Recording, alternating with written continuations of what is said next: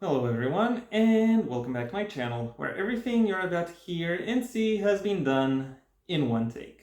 I'm your host, the One Take Man. Happy New Year to all my viewers, and welcome to Daft Punk Month 2. Last year, when I first busied myself with Daft Punk Month, I looked into the French house duo's studio discography, and for this year, I thought I would take a look into their broader body of work, starting this week with a review of their first live album, Alive 1997.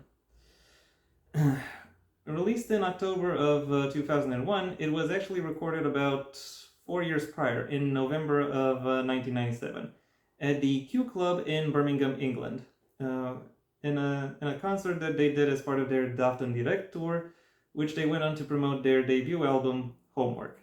So yeah, I know that's a lot of that's a lot of dates and info I just threw at you, but that you really kind of need all of that in order for you to figure out where it is that I'm coming from when it comes to talking about this album. The TLDW for this review is this album provides for a very disjointed listening experience. While there are some interesting and unique experiments that come up over the course of this album, and some interesting alterations that are thereby made to the overall sound. A lot of the intensity and dynamism of the tracks within this album don't really translate well within the live format for any number of reasons. I do not want to speculate on that. If you're a diehard Daft Punk fan, there might be something in this album for you, but I don't think a general audience would really be, interested in anything that this album presents. And now that I'm done with my impressions in brief, it's time I delve a little bit deeper into my issues with the album. I do have to specify that my experience in listening to this album is based off of listening to it from their official YouTube channel. Which, by the way, if you haven't checked out, you really should. It is one of the best official YouTube channels by any band ever. Like, aside from full playlists for all of their studio albums, they also have a whole bunch of bonus materials for some which all detail some very interesting stuff. That being and that is also where I listen to this album. That is the subject of this video. That being said, it has been recorded to YouTube not as a playlist, but as a singular 45-minute recording, with various timestamps in his description to kind of separate the individual tracks. Spotify also lists this album as a singular 45-minute track, so I can only assume that is the intention behind it. That it's supposed to be listened to as a singular 45-minute long track. Assuming that is the case, however, it actually does a little bit more harm to how I would rate this album, because there are lots of rhythm and sequence breaks within this album, first of all, and second of all, I have to say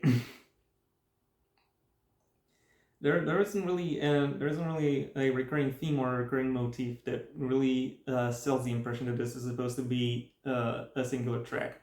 Or it just comes across as you just uploaded as such because you were too lazy to separate it for whatever reason.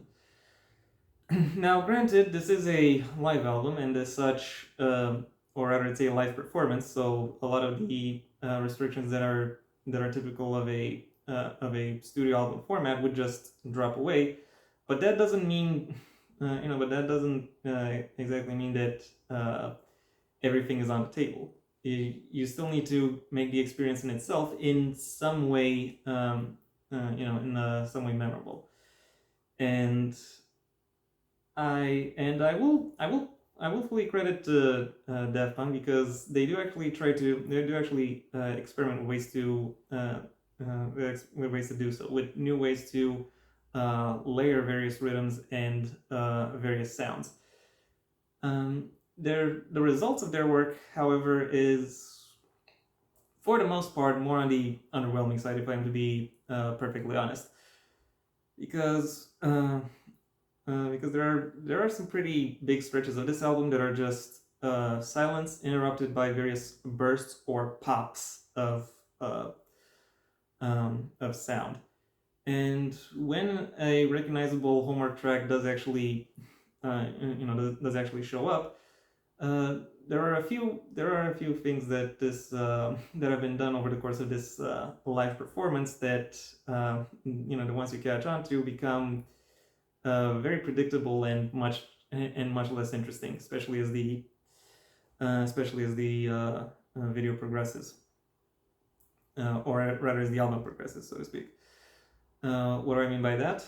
Well, by that I mean that the intro is extended, or more accurately, spaced out, and the highlights, when they do in fact come in, well, the adjustment in there isn't really any adjustment to the build up itself, or there hasn't really been enough of an adjustment for the highlights to really become as impactful as they could have been. And as such, a lot of the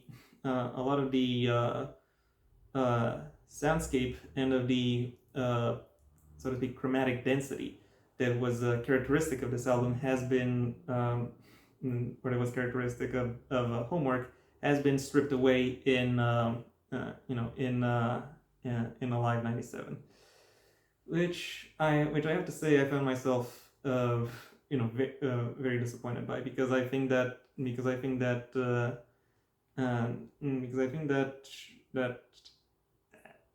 that really shows that they didn't really have a lot of ideas to play around with from a compositional experience.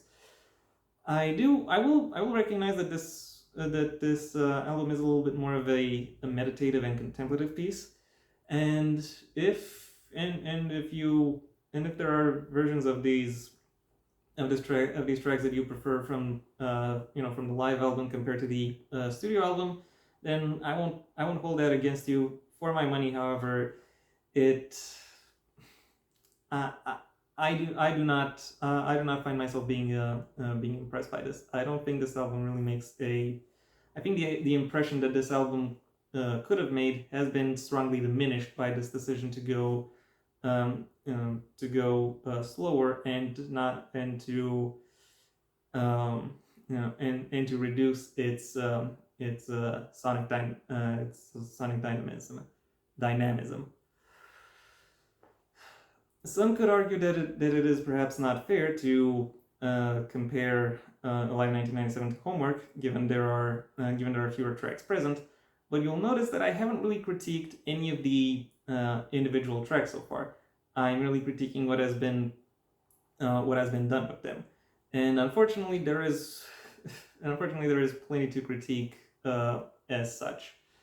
Maybe if I listened to the to a full concert performance, I would have been a little bit more impressed. However, as it stands, I'm not particularly driven to really track down a full concert performance from at least not from this era of Daft Punk. So yeah. Overall, while I appreciate their experimental streak, Daft Punk's first live album unfortunately comes across as a disappointment from a compositional and perhaps even performance standpoint. My final rating for Alive 1997 is a 2 out of 5. And that was my review. Thank you for your attention.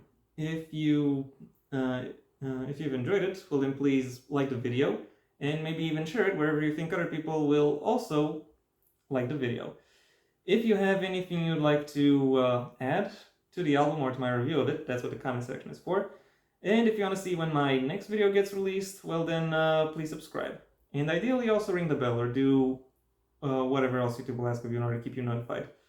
I also have a main channel where I talk about book-related and various literature topics, a link to which you can find in the description down below, alongside the rest of my social media accounts, which I suggest you check out should you choose to. Additionally, you have the option of supporting me on Patreon as well, where depending on the level at which you pledge, you will be, sorry about that, you will